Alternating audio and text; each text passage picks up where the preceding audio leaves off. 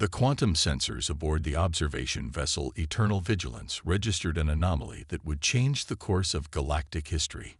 Chief Observer Sylith, a being composed of crystalline neural networks, analyzed the data streams with increasing concern. The primitive planet they'd been monitoring had just achieved something that should have been impossible. They'd detected the ship's supposedly perfect cloaking field. Impossible. Sylith whispered to their second-in-command, Raul, whose floating form pulsed with agitation. They shouldn't have the technological capability to even theorize about quantum detection fields, let alone build one. The screens surrounding them displayed various views of Earth, a planet that the Galactic Federation had been watching with mild interest for the past century. Humans had progressed from basic combustion engines to rudimentary spaceflight in that time. Remarkable, but not unprecedented. What was unprecedented was what they'd just accomplished. The concerning part isn't just that they detected us. Rael noted, their crystalline form shifting colors from calm blue to worried amber. It's that they did it with technology that doesn't follow any known scientific progression. Look at these readings. They're using principles our scientists haven't even theorized. The implications were staggering. The Federation's entire understanding of technological advancement was based on the premise that all species followed a similar path of discovery.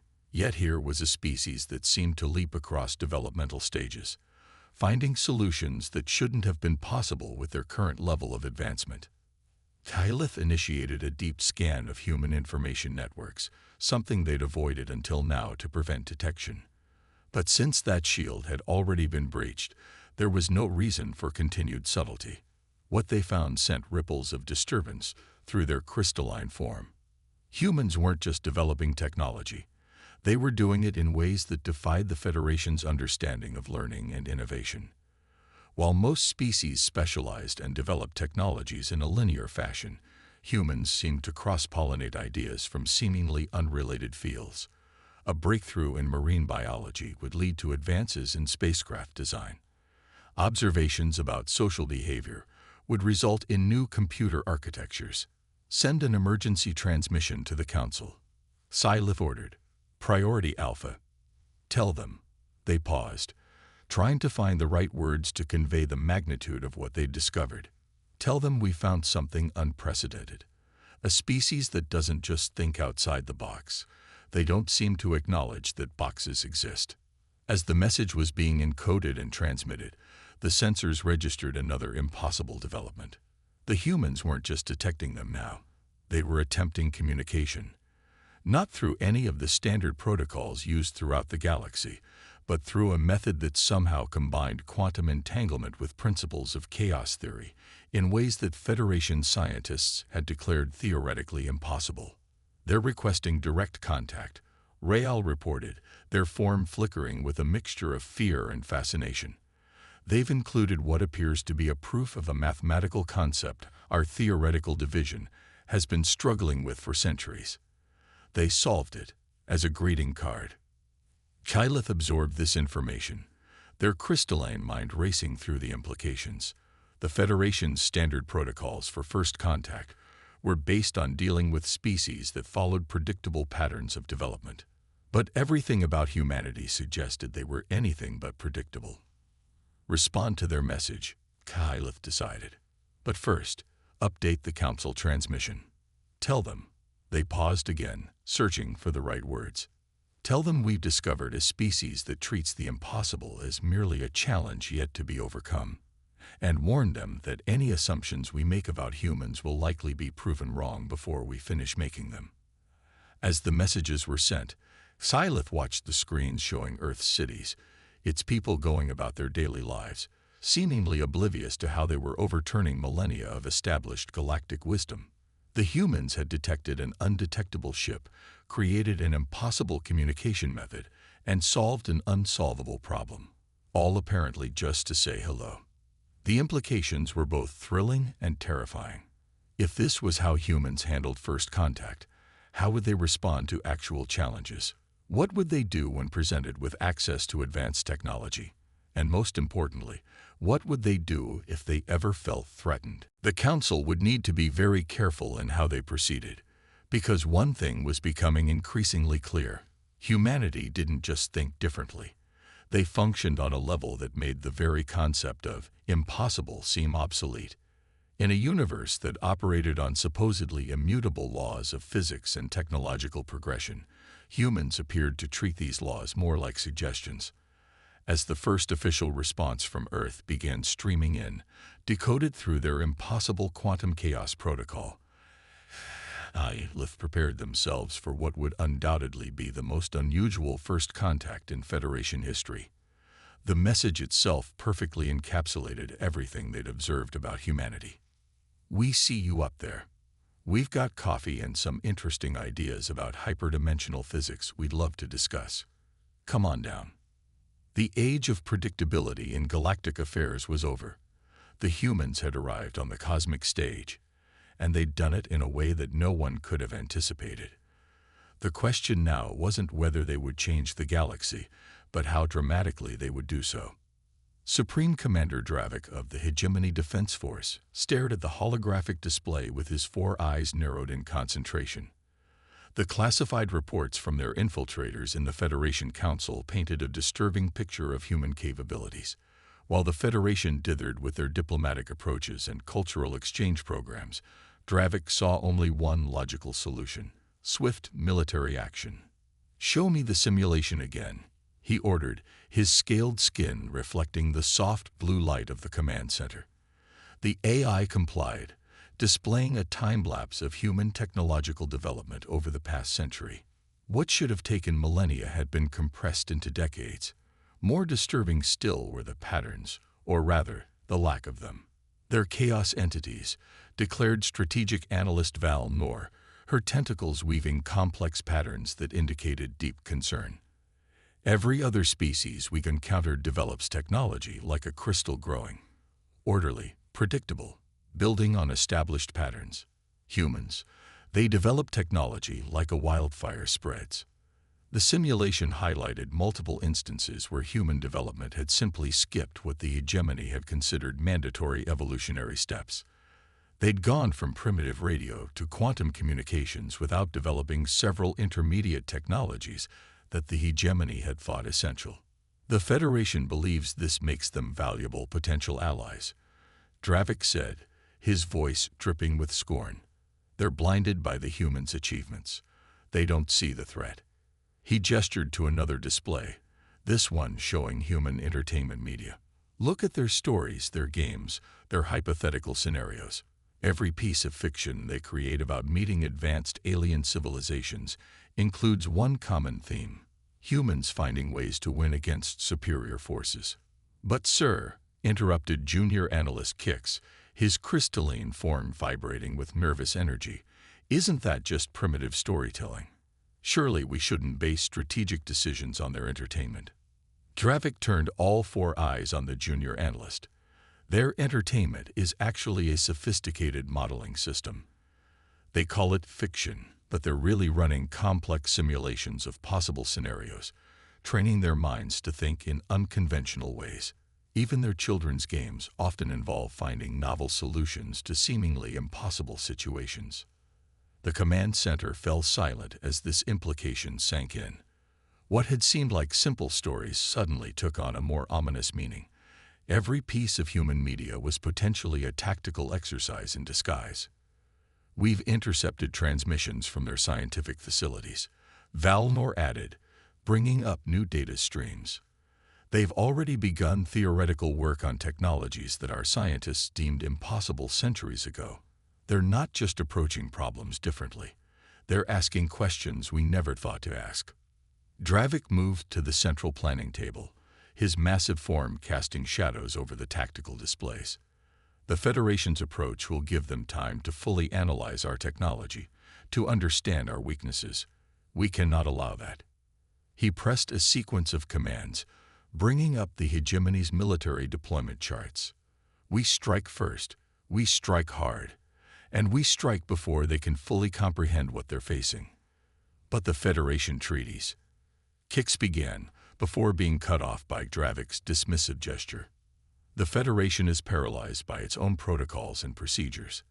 By the time they finish debating the proper approach to humanity, we'll have already solved the problem. Dravik's scales shifted color, indicating grim determination. Begin Operation Preemptive Shield. Full deployment, maximum stealth protocols. As his officers scrambled to comply, Dravik studied the image of Earth rotating slowly in the main display. The humans had already proven they could detect cloaked ships, but the hegemony had developed new stealth systems specifically for this operation. They would approach through the dark space between stars, using gravity wells to mask their energy signatures. Sir, Valnor approached cautiously. There's one more thing. We've detected unusual activity in Earth's asteroid belt. They appear to be establishing some sort of automated manufacturing facilities. Dravik dismissed this with a wave. Primitive attempts at space industry. Nothing that could affect our plans. But deep in his primary heart, a tendril of doubt began to curl. The humans had already surprised them once with their detection capabilities. What else might they be capable of? In the depths of space, the hegemony's battle fleet began its silent deployment. 5,000 ships, each carrying enough firepower to level a continent, moved with precise coordination. Their stealth systems, enhanced with technology specifically designed to counter known human detection capabilities, rendered them virtually invisible to conventional sensors. What the hegemony's confident commanders didn't realize was that conventional was a word that had little meaning when applied to human innovation. As their fleet maneuvered into position, automated systems in Earth's asteroid belt continued their work, guided by principles that would have seemed impossible to hegemony scientists. The humans, it seemed, had learned more from their brief contact with alien civilizations than anyone had suspected. They hadn't just been saying hello, they'd been preparing. The question wasn't whether they would detect the coming attack, but what impossible solutions they would devise to counter it. Admiral Sarah Chen stood in Earth's Combined Defense Command Center, studying the holographic display with a slight smile. The hegemony fleet's stealth approach was lighting up their sensors like a Christmas tree, thanks to the quantum detection grid humanity had secretly constructed throughout the solar system. They really thought we wouldn't notice 5,000 ships moving through our backyard. Lieutenant Rodriguez shook his head, even with their new stealth tech. That's the beauty of it, Chen replied, her eyes tracking the enemy fleet's movement. They designed their countermeasures based on the detection technology they saw us using 3 months ago. They have no idea we've moved well past that. The massive underground facility hummed with quiet efficiency as humanity's defenders monitored the approaching threat. What the hegemony commanders couldn't know was that Earth had been preparing for this moment since their first contact with the Federation's observation vessel. Status of Project Lotus, Chen asked, turning to Dr. Yamamoto at the science station. The nanofabricators in the asteroid belt are ahead of schedule, Yamamoto reported, his fingers dancing over holographic controls. The hegemony's own gravity wake is actually helping to distribute our defensive mesh. They're literally dragging our trap close behind them. Chen nodded, remembering the initial brainstorming session that had led to this strategy. Someone had mentioned old sailing ships using following winds to outrun their pursuers, which had sparked a discussion about using an enemy's own energy against them. Within hours, the theoretical framework for Project Lotus had been born. They're entering optimal range, announced Captain Park from Tactical. The fleet is maintaining their arrowhead formation. They still think we can't see them. Let them keep thinking that, Chen ordered. Activate Phase 1.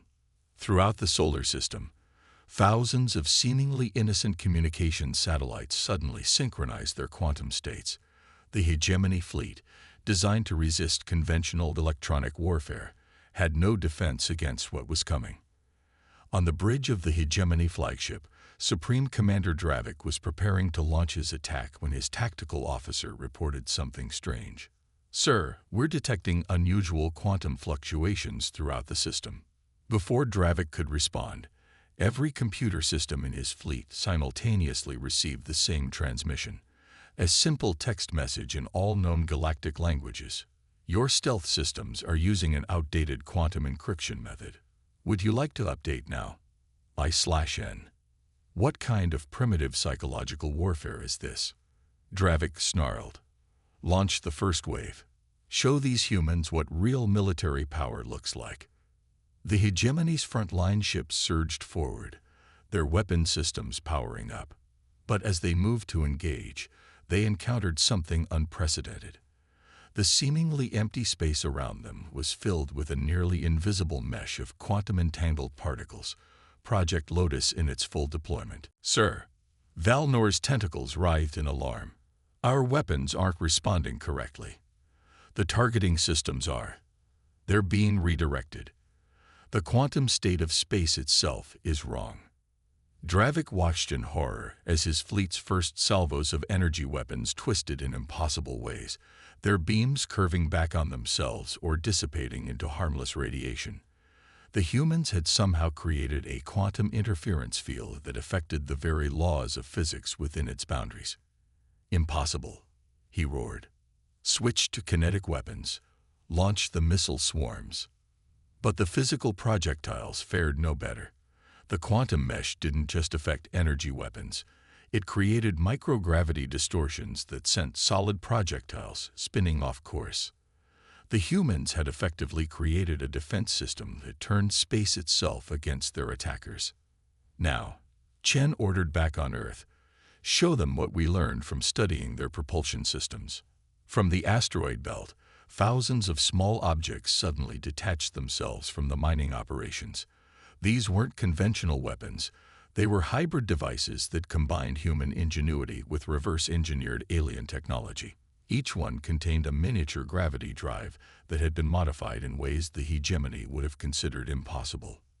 The devices swarmed toward the alien fleet, using the hegemony's own gravity wake to accelerate. As they approached, they began to manipulate local space-time in ways that played havoc with the alien ship's systems.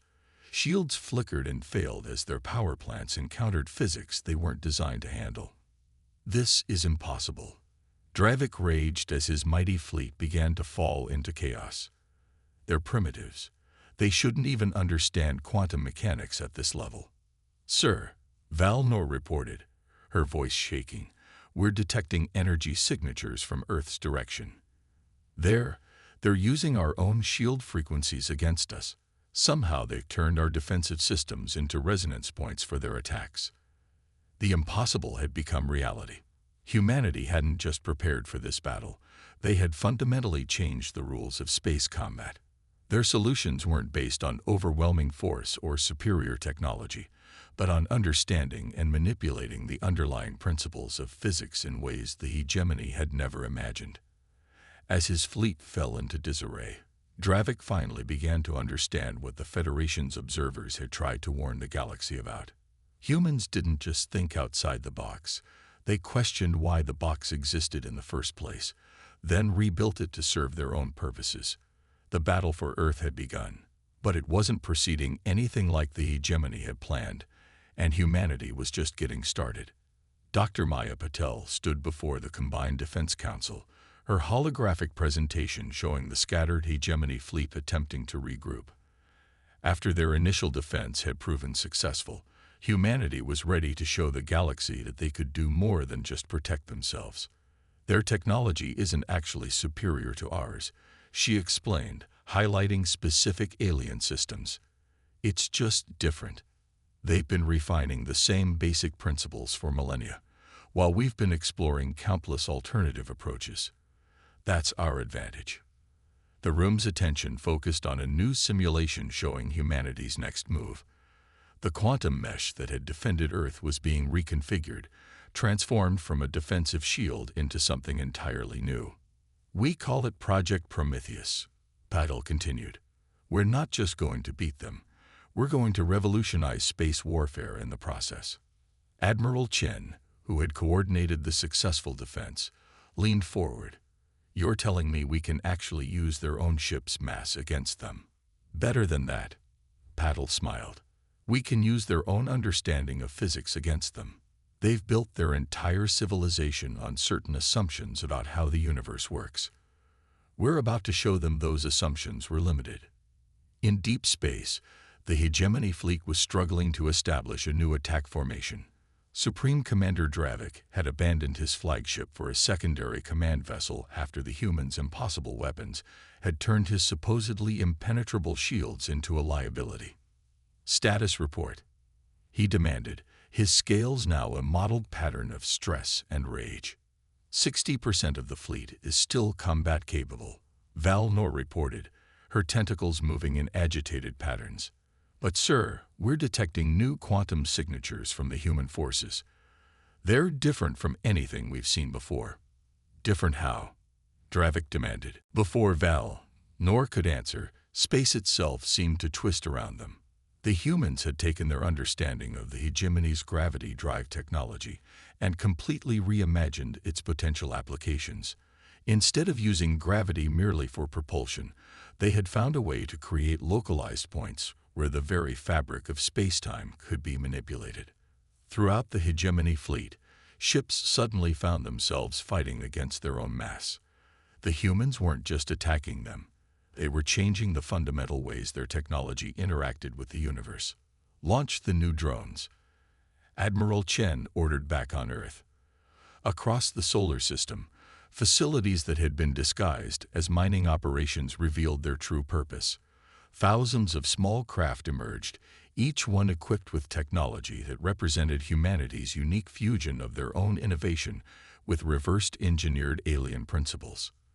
The drones moved in ways that defied conventional space combat doctrine. They didn't just evade enemy fire. They used the energy of incoming weapons to power their own systems. Each failed attack by the Hegemony only made humanity's response stronger. This is what they meant, Val Nor whispered, watching the tactical displays in horror. The Federation observers warned us that humans don't just adapt, they transform. They're not just using our technology against us, they're changing what our technology means. The human drones began their attack, but instead of trying to destroy the Hegemony ships, they started transforming them. Quantum fields interfaced with alien systems in ways that their designers had never imagined possible. Ships that had been built for war found their energy systems repurposed, their weapons transformed into something entirely new. Sir, a junior officer reported to Dravik, we're losing control of our systems, but they're not shutting down. They're being reprogrammed. But that's not possible at the quantum level. Dravik watched in disbelief as his mighty war fleet was systematically transformed. The humans weren't just defeating them. They were showing them an entirely new way of understanding the technology they had relied upon for centuries. In the Earth Command Center, Dr. Patel monitored the progress of Project Prometheus. The beauty of it is, she explained to the assembled leaders, we're not just winning the battle. We're showing them why their entire approach to technology needs to evolve. This isn't just a military victory, it's a technological revolution. The Hegemony ships, their systems now operating on principles their crews barely understood, began to power down. Not because they were destroyed, but because humanity had shown them a future they hadn't imagined was possible. Send the message, Admiral Chen ordered. The same quantum communications network that had taunted the Hegemony at the battle's start now carried a different kind of transmission, an invitation to learn, to understand, to grow beyond the limitations of their traditional thinking. As the last Hegemony ships surrendered, humanity prepared to demonstrate that their greatest victory wasn't in their ability to fight, but in their capacity to transform conflict into opportunity. The galaxy was about to learn that humans didn't just win battles, they changed the very nature of what victory meant. The Grand Chamber of the Galactic Federation had never been so crowded. Representatives from every spacefaring civilization gathered to witness something unprecedented, the introduction of humanity as a full member of the galactic community. But this wasn't a typical admission ceremony. It was a fundamental reshaping of galactic society. Chief Observer Sylith, who had first discovered humanity's unique potential, stood before the assembly. Their crystalline form reflected the chamber's light in complex patterns that conveyed both excitement and vindication. When we first encountered humans, we thought we were studying them, Sylith began. We didn't realize they were actually showing us how limited our own understanding had become. The recent conflict with the hegemony proved this beyond any doubt. Holoprojectors activated, showing the transformed hegemony ships now serving as living laboratories where humans and aliens work together to explore new possibilities in physics and technology. The ships that had once been weapons of war now served as bridges between different ways of thinking about the universe. The humans call it lateral thinking, explained Dr. Maya Patel, Earth's chief representative to the Federation. When faced with a problem, we don't just look for a solution.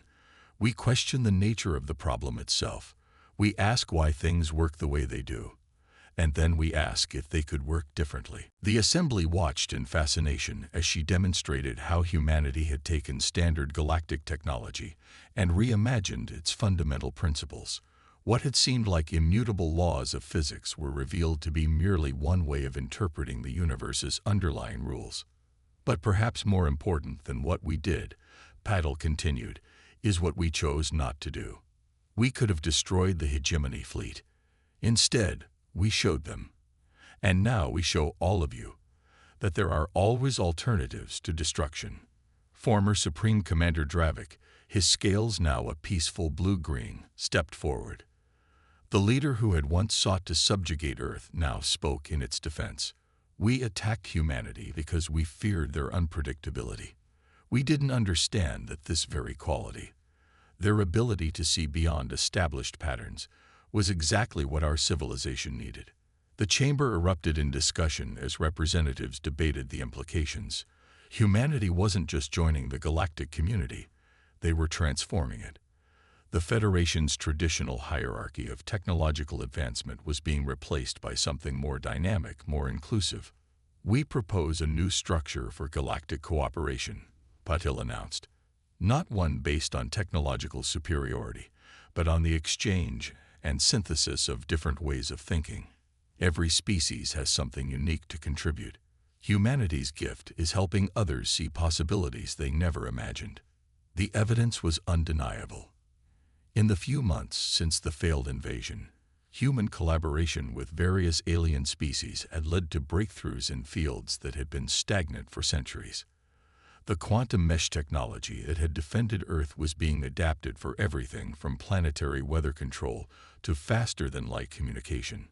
But there is a price for this progress, Patel warned. We must all be willing to question our assumptions, to accept that what we know might be just one perspective among many. The universe is far more flexible than any of us imagined, and so must we be. Rel, now serving as the Federation's chief of scientific development, demonstrated how human insights were already reshaping galactic civilization. Transportation networks were being redesigned based on principles that merged multiple species' understanding of physics. Medical technology was evolving as human creativity combined with alien expertise. The age of singular perspectives is over, Sylith concluded. Humanity has shown us that the true path to advancement lies not in perfecting what we know, but in constantly seeking new ways of knowing. As the Assembly voted unanimously to accept Earth's membership and restructure the Federation, the implications rippled through galactic society. The humans had done more than win a war. They had initiated a cultural and scientific renaissance that would reshape civilization itself. In Earth's Combined Defense Command, now being transformed into a center for galactic cooperation, Admiral Chen watched the proceedings with satisfaction. The holographic displays that had once tracked enemy ships now showed the movements of scientific expeditions and cultural exchange missions. "You know what the best part is," she said to Dr. Patil after the ceremony. "They're still underestimating us. They think this is the revolution. But it's just the beginning. Wait until they see what happens when we really start pushing the boundaries." Patil smiled, knowing that humanity's greatest contribution to the galaxy wasn't their technology or their defense systems. It was their fundamental belief that nothing was truly impossible. It just hadn't been figured out yet. As ships from 100 worlds gathered around Earth, carrying scientists and scholars eager to learn this new way of thinking, the galaxy entered a new era. The species that had once been dismissed as primitive had shown that true advancement wasn't about having all the answers. It was about never stopping asking questions.